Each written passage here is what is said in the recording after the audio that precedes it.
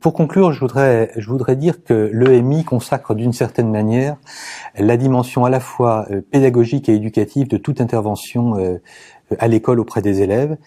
Et donc, par conséquent, elle nous engage collectivement à une responsabilité pédagogique et éducative. Je crois aussi que c'est pas parce qu'on ajoute une dose d'éducatif au pédagogique qu'on en est moins ambitieux ou moins exigeant, bien au contraire.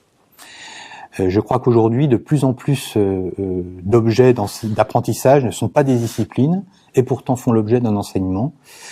Et ces objets ont la particularité de consacrer des expertises issues de différentes disciplines, de différentes spécialités, pour les combiner, pour les articuler, de façon à nourrir, à éclairer, à donner du sens. Et la question du sens, c'est sans doute la question la plus centrale à l'école aujourd'hui, et notamment dans la réforme du collège, mais pas seulement.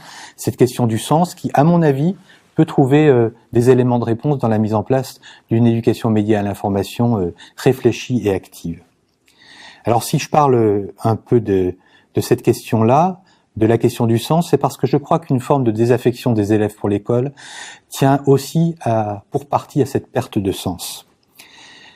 Je voudrais rappeler aussi que les disciplines sont des objets construits.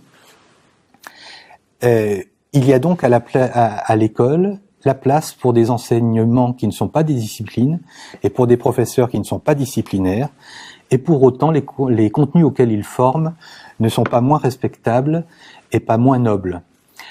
On a souvent tendance à penser que ce qui n'est pas disciplinaire sont des matières molles.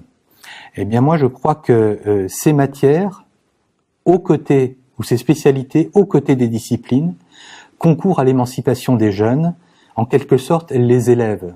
Et je ne veux pas parler d'élevage, je parle d'élévation. C'est pourquoi je crois que l'EMI, entre autres, mais on pourrait s'intéresser à bien d'autres objets d'apprentissage aujourd'hui à l'école, sont essentiels à la construction des jeunes et des citoyens.